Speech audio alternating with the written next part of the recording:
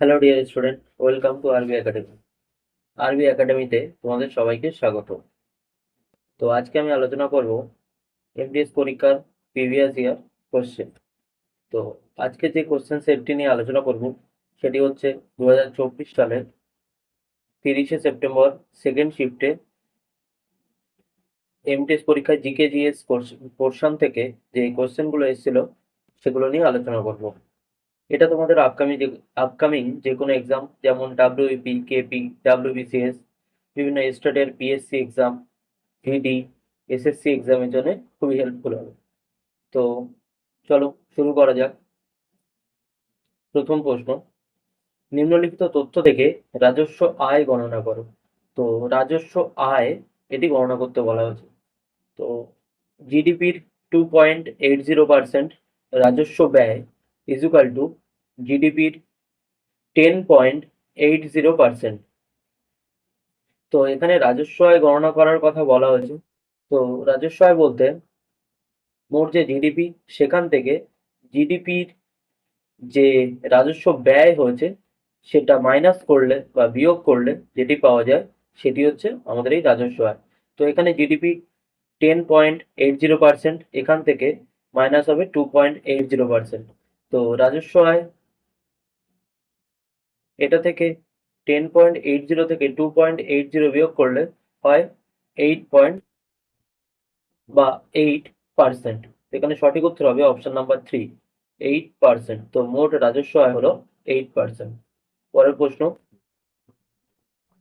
2023 সালের জানুয়ারিতে কেন্দ্রীয় পর্যটন মন্ত্রণালয় কর্তৃক চালু করা স্বদেশ দর্শন 2.0 এই প্রকল্প অনুসারে কতটি শহরকে বা কতগুলি শহরকে টেকসই এবং দায়িত্বশীল গন্তব্যস্থল হিসেবে গড়ে তোলার জন্য নির্বাচিত করা হয়েছে। তো এখানে সঠিক উত্তর হবে অপশন নাম্বার 3, 30টি 30টি শহরকে এই টেকসই এবং দায়িত্বশীল গন্তব্যস্থল হিসেবে গড়ে তোলার জন্য নির্বাচিত করা হয়েছিল। পরের প্রশ্ন, 1928 সালে নিম্নলিখিতদের মধ্যে কে কংগ্রেস পার্টির নেহেরু রিপোর্ট এবং স্বাধীন ভারতের জন্য একটি ভবিষ্যৎ সংবিধান রচনা করেছিলেন, যা ডোমিনিয়ন স্ট্যাটাস প্রদানের উপর ভিত্তি করে তৈরি করা হয়েছিল? সেখানে সঠিক উত্তর হবে অপশন নাম্বার 4, মতিলাল নেহেরু। ইনি এই নেহেরু রিপোর্ট এবং একটি ভবিষ্যতের জন্য সংবিধান রচনা করেছিলেন। পরের প্রশ্ন, উইংস অফ ফায়ার আত্মজীবনীতে কোন উল্লেখযোগ্য ভারতীয় ব্যক্তিত্বের জীবনী বর্ণিত হয়েছে? তো উইংস অফ ফায়ার এই আত্মজীবনীটিতে এপিজে আব্দুল কালাম এপিজে আব্দুল কালামের জীবনী বর্ণিত হয়েছে। এখানে সঠিক উত্তর হবে অপশন নাম্বার 4। আচ্ছা, এপিজে আব্দুল কালাম ইনি কে ছিলেন? ইনি ছিলেন আমাদের ফর্মার একজন সায়েন্টিস্ট, এবং ইনি 2002 থেকে 2007 সাল 2002 থেকে 2007 সাল আমাদের ভারতবর্ষের প্রেসিডেন্ট হিসেবে নিযুক্ত ছিলেন। আচ্ছা, এখানে এপিজে আব্দুল কালাম ইনি জন্মগ্রহণ করেন 1931 সালে, এবং ইনি মারা যান 2015 সালে। ইনি জন্মগ্রহণ করেন তামিলনাড়ুতে। পরের প্রশ্ন, প্রাণীকোষে জারণের মাধ্যমে খুব দীর্ঘ শৃঙ্খলযুক্ত ফ্যাটি অ্যাসিডের ভাঙন নিচের কোন অর্গানেল দ্বারা পরিচালিত হয়? তো অর্গানেল বলেছে, অর্গানেল দ্বারা পরিচালিত, কোন অর্গানেল দ্বারা পরিচালিত হয়? তো অর্গানেল বলতে যেসব মানে কোষ, যেসব অঙ্গাণু বা উপাদান দ্বারা গঠিত হয় তাদেরকেই বলা হয় এই অর্গানেল। তো ফ্যাটি অ্যাসিডের ভাঙন এটি কিসের দ্বারা হয়? সঠিক উত্তর হবে অপশন নাম্বার 1, পেরোক্সিজম এর দ্বারা এই ফ্যাটি অ্যাসিডের ভাঙন ঘটে। পরের প্রশ্ন, নিচের কোন ভারতীয় নিচের কোনটি ভারতীয় সংবিধানের প্রকৃতি সঠিকভাবে বর্ণনা করে? তো ভারতীয় সংবিধান এর প্রকৃতি বর্ণনা করছে হচ্ছে ভারতীয় সংবিধান হলো অনমনীয় এবং বা নমনীয় নয়। তো এখানে সঠিক উত্তর হবে অপশন নাম্বার 4, অনমনীয় বা নমনীয় নয়। আচ্ছা, ভারতের সংবিধান, তো যদি বলা হয় যে ভারতের সংবিধান কবে গৃহীত হয়, তো ভারতের সংবিধান এটি গৃহীত হয় 26শে নভেম্বর 1949। আর যদি বলা হয় যে এটি কবে কার্যকর হয়, তো সেক্ষেত্রে সঠিক উত্তর হবে 26শে জানুয়ারি 1950।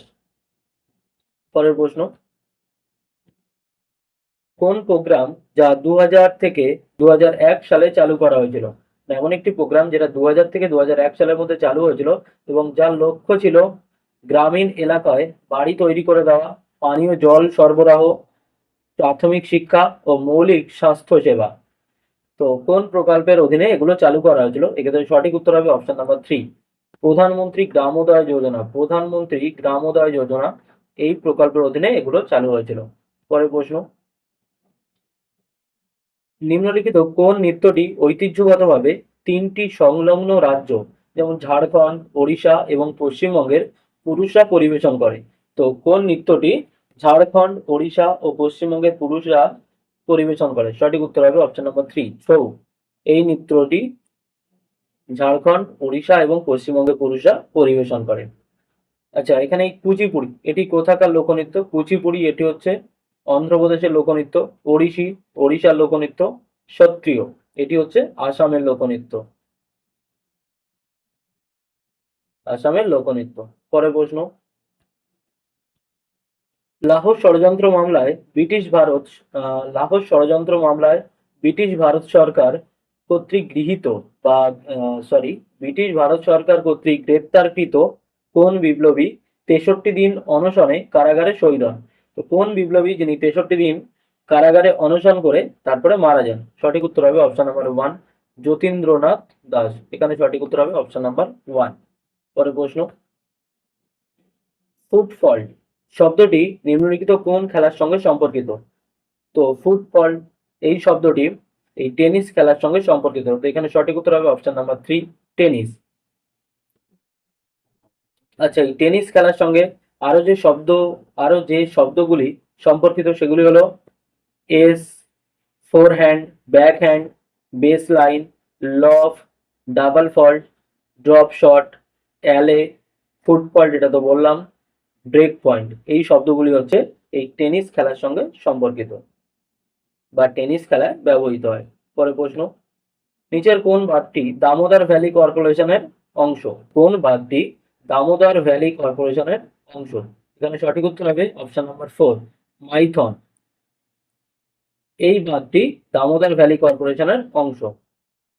আচ্ছা, যদি কোশ্চেন হয় যে মাইথন ড্যাম বা মাইথন বাঁধ কোন নদীর ওপর গড়ে উঠেছে? তো সঠিক উত্তর হবে বরাকর রিভার। রিহান ড্যাম এটি হচ্ছে রিহান নদীর ওপর, যেটা সোন নদীর একটি উপনদী। তো সেই নদীর ওপরে রিহান ড্যাম এটি গড়ে উঠেছে। কয়না ড্যাম এটিও কয়না নদীর ওপর, যেটা কৃষ্ণা নদীর একটি উপনদী। পরে সালাল ড্যাম, সালাল ড্যাম যেটি চেনাব নদীর ওপর গড়ে উঠেছে, চেনাব বা চন্দ্রভাগা নদীর ওপর গড়ে উঠেছে। পরের প্রশ্ন, যখন জলাশয়ে প্রচুর পরিমাণে কার্বন ডাই অক্সাইড দ্রবীভূত হয় তখন নিম্নলিখিত কোন অ্যাসিড তৈরির ফলে জল আম্লীয় হয়ে ওঠে? জল আম্লীয় হয়ে ওঠে বা টক হয়ে ওঠে। তো এখানে সঠিক উত্তর হবে অপশন নাম্বার 1, এই কার্বনিক অ্যাসিড তৈরির ফলে জল টক হয়ে যায়। পরের প্রশ্ন, নিম্নলিখিত থেকে অণু একক এবং তাদের মোলার ভর এর মধ্যে ভুল জোড়াটি নির্বাচন করো। তো এখানে কিছু একক আছে বা অণুর একক আছে এবং তাদের মোলার ভর দেওয়া আছে। তো এখান থেকে বলেছে যে ভুল যে জোড়াটি সেটি নির্বাচন করতে বলা হয়েছে। তো এখানে সঠিক উত্তর হবে অপশন নাম্বার 4, HNO3 62। এটি হচ্ছে ভুল জোড়া। আর এই HNO3 এর মোলার ভর হলো 63। তো এখানে 62 আছে, তাই এই জোড়াটি হচ্ছে ভুল। আচ্ছা, এই HNO3 এটার যদি বলা হয় যে এটার ফুল ফর্ম কি, তো নাইট্রিক অ্যাসিড। HNO3 এর ফুল ফর্ম হচ্ছে nitric acid. NaCl, sodium chloride, CH4 যেটাকে আমরা মিথেন বলি, আর HCl বা হাইড্রোক্লোরিক অ্যাসিড। তো এই সবগুলো হচ্ছে ঠিক, এর মধ্যে ভুল জোড়াটি হলো এই HNO3। পরের প্রশ্ন, পাটকই পাহাড়গুলি কোন পর্বতের অংশ? পাটকই পাহাড়গুলি কোন পর্বতের অংশ? সঠিক উত্তর হবে অপশন নাম্বার 1, পূর্বাচল পাহাড়ের বা পর্বতের অংশ। আচ্ছা, পাটকই পাহাড় এটি ভারতবর্ষের কোন প্রান্তে অবস্থিত? তো ভারত আর মায়ানমার সীমান্তে এই পাটকই পাহাড়গুলি অবস্থিত, সেই জন্যে এখানেই পূর্বাচল, এটি হচ্ছে সঠিক উত্তর। পরের প্রশ্ন, নিম্নলিখিত কোন ইভেন্টে ভারত তার প্রথম ব্যক্তিগত অলিম্পিক স্বর্ণপদক জিতেছিল? কোন ইভেন্টে ভারত তার ব্যক্তিগত অলিম্পিক স্বর্ণপদক জিতেছিল? সেখানে সঠিক উত্তর হবে অপশন নাম্বার 4, শুটিং। শুটিং ইভেন্টে ভারত তার প্রথম অলিম্পিক স্বর্ণপদক জিতেছিল। তো এখানে এই শুটিং ইভেন্ট, এটি মানে কে জয়ী হয়েছিল? তো প্রথম যিনি ইন্ডিভিজুয়াল বা একাই গোল্ড মেডেলিস্ট হয়, তিনি হচ্ছে অভিনব বিন্দ্রা। তিনি কত সালে? 2008 সালে বেইজিং অলিম্পিকে গোল্ড মেডেল জেতেন। এবং কোন ইভেন্টে জেতেন? তো সেখানে সঠিক উত্তর হবে এই 10 মিটার এয়ার রাইফেল। এই ইভেন্টে অভিনব বিন্দ্রা প্রথম ব্যক্তিগতভাবে স্বর্ণপদক জেতেন। আচ্ছা, এখানে যদি কোশ্চেন আছে যে প্রথম ভারতীয় যিনি অলিম্পিকে যে কোনো একটি মেডেল জেতেন, প্রথম ভারতীয় যিনি অলিম্পিকে যে কোনো একটি মেডেল জেতেন, তো সেক্ষেত্রে সঠিক উত্তর হবে এই K D Yadav. K D Yadav, যিনি 1952 সালে প্রথম অলিম্পিক মেডেল জেতেন। আর যদি কোয়েশ্চেন হয় যে প্রথম মহিলা হিসেবে প্রথম মেডেল কে জেতেন, তো সেক্ষেত্রে সঠিক উত্তর হবে এই কর্ণম মালেশ্বরী, যিনি 2000 সালে অলিম্পিকে মেডেল জেতেন। আচ্ছা, এছাড়াও আরো একটি কোয়েশ্চেন আছে যে কোন মহিলা যিনি পরপর দুটি ইভেন্টে মেডেল জেতেন? তো সরি, কোন ভারতীয় মহিলা যিনি পরপর দুটি ইভেন্টে মেডেল জেতেন? তো সেক্ষেত্রে সঠিক উত্তর হবে পিভি সিন্ধু। পিভি সিন্ধু। তো এখানে অনেকগুলো কোশ্চেনই হলো, যেমন যদি বলা হয় ব্যক্তিগতভাবে প্রথম গোল্ড মেডেল কে জেতেন? অভিনব বিন্দ্রা। প্রথম মেডেল কে জেতেন? তো সেক্ষেত্রে হবে কেডি যাদব। আর প্রথম মহিলা যিনি মেডেল জেতেন, কর্ণম মালেশ্বরী। পরের প্রশ্ন, 1991 সালের আদমশুমারি অনুসারে কোন রাজ্য সাক্ষরতার হারের দিক থেকে সর্বোচ্চ স্থান অধিকার করেছিল? সাক্ষরতার হারের দিক থেকে সর্বোচ্চ স্থান অধিকার করেছিল এবং জাতীয় সাক্ষরতার হারের চেয়েও বেশি ছিল। তো 1991 সালে যে রাজ্য উম, মানে সাক্ষরতার হারের দিক থেকে সর্বোচ্চ স্থান অধিকার করে, সেটা হলো এই কেরালা রাজ্য। আর শেষ যে আদমশুমারি হয়েছিল, এটা গেল 1991 সালের 91 সালের। আর শেষ যে আদমশুমারি হয়েছিল সেটা হচ্ছে 2011 সালে। তো এই 2011 সালেও মানে রাজ্যের দিক থেকে সাক্ষরতার হারের দিক থেকে সর্বোচ্চ স্থানে ছিলেন এই কেরালা। আর যদি কোশ্চেন আসে যে 2011 সালের আদমশুমারি অনুসারে সবচেয়ে মানে সাক্ষরতার হারের দিক থেকে সর্বনিম্ন স্থান কে দখল করে, তো সেক্ষেত্রে হবে বিহার। বিহার হচ্ছে সাক্ষরতার হারের দিক থেকে সর্বনিম্ন স্থানে ছিল। পরের প্রশ্ন, রাগ, দীপক, মানে দীপক হচ্ছে একটি রাগের নাম। মানে রাগ বলতে ওই গানের যে একটা ঘরানা হয়, সেই ঘরানা, তার একটি নাম হচ্ছে দীপক। তো এই দীপক রাগ, এটি কোন বিখ্যাত সঙ্গীতজ্ঞের সঙ্গে যুক্ত? বা কোন বিখ্যাত সঙ্গীতজ্ঞ এই দীপক রাগ ঘরানার সঙ্গে যুক্ত? সঠিক উত্তর হবে তানসেন। পরের প্রশ্ন, 181 অনুচ্ছেদ অনুসারে রাজ্য বিধানসভায় তার পদ থেকে অপসারণের প্রস্তাব বিবেচনাধীন থাকাকালীন কে সভাপতিত্ব করতে পারবেন না? তো 181 অনুচ্ছেদে বলা হয়েছে যে কোনো রাজ্যের যে স্পিকার বা ডেপুটি স্পিকার থাকবে, যখন তিনি বিবেচনাধীন বা তার উপরে কোনো অ্যালিগেশন আসবে, তখন তিনি রাজ্য বিধানসভার সভাপতিত্ব করতে পারবেন না। তো এক্ষেত্রে সঠিক উত্তর হবে এই অপশন নাম্বার 2, স্পিকার, যিনি বিবেচনাধীন থাকাকালীন সভাপতিত্ব করতে পারবেন না। পরের প্রশ্ন, বাথুকাম্মা উৎসব কোন রাজ্যের সঙ্গে সম্পর্কিত? তো বাথুকাম্মা উৎসব, এটি হচ্ছে এই তেলেঙ্গানা রাজ্যের সঙ্গে সম্পর্কিত। তো এখানে সঠিক উত্তর হবে অপশন নাম্বার 4, তেলেঙ্গানা রাজ্য। আচ্ছা, এই তেলেঙ্গানা রাজ্য কবে গঠিত হয়? তেলেঙ্গানা রাজ্য এটি গঠিত হয় 2 জুন 2014 সালে। আর এর ক্যাপিটাল আছে হায়দ্রাবাদ, বা রাজধানী শহর হচ্ছে হায়দ্রাবাদ। বর্তমান সিএম আছেন আনুমুলা রেভান্দ রেড্ডি। আর বর্তমান গভর্নর আছেন যিশুদেব বর্মা। পরের প্রশ্ন, কোন অর্গানেলে রাইবোজোমাল আরএনএ থাকে এবং রাইবোজোম উৎপাদনে জড়িত? তো কোন অর্গানেল যেখানে রাইবোজোমাল আরএনএ থাকে এবং যেটা রাইবোজোম উৎপাদনের সঙ্গে জড়িত। সেখানে সঠিক উত্তর হবে অপশন নাম্বার 3, এই নিউক্লিওলাস। নিউক্লিওলাস আরএনএ এর সঙ্গে জড়িত বা উৎপাদনের সঙ্গে জড়িত। পরের প্রশ্ন, রাজা হর্ষবর্ধনের দরবারি কবি কে ছিলেন? তো রাজা হর্ষবর্ধনের যে কবি ছিলেন সে হচ্ছে এই অপশন নাম্বার 4, বাণভট্ট। তো বাণভট্ট ছিলেন রাজা হর্ষবর্ধনের কবি। আর বাণভট্ট একটি বই লেখেন যেটা হচ্ছে হর্ষচরিত, যেখানে এই হর্ষবর্ধনের জীবনী নিয়ে লেখা আছে। তো যদি কোশ্চেন আছে হর্ষবর্ধন কোন বংশের রাজবংশের সঙ্গে যুক্ত ছিল, তো হর্ষবর্ধন ছিলেন পুষ্যবতী রাজবংশের। আর হর্ষবর্ধনের রাজধানী ছিল কনৌজ।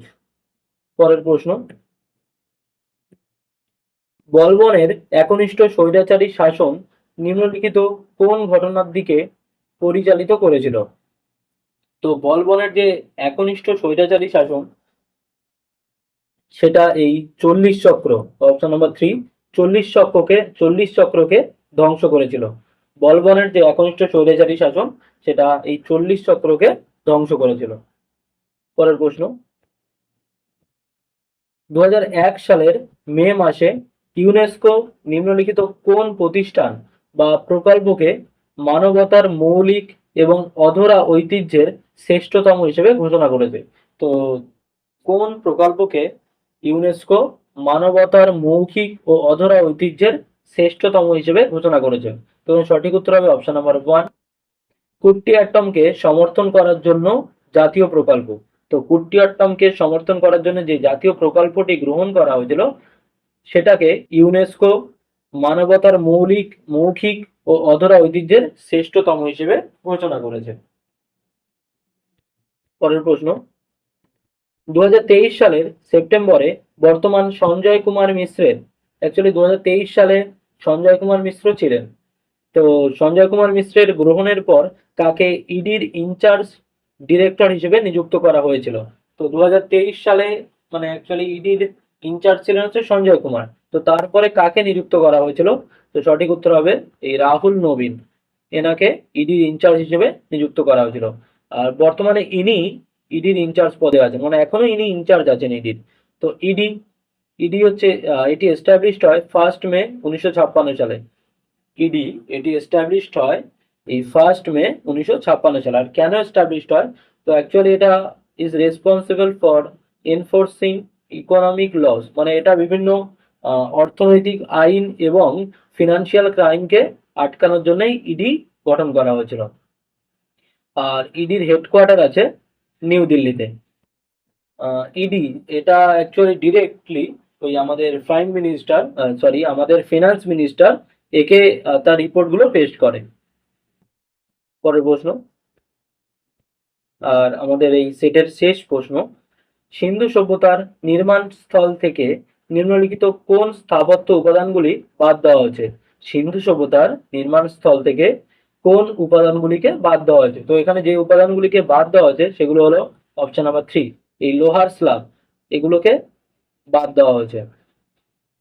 তো আমাদের এই সেটটি কমপ্লিট হলো। এর আগেও আমি মানে অনেকগুলোই ভিডিও বানিয়েছি, তো এর সাথে সাথে তোমরা সেই ভিডিওগুলো দেখে নিও, অনেক ইনফরমেশন পেয়ে যাবে।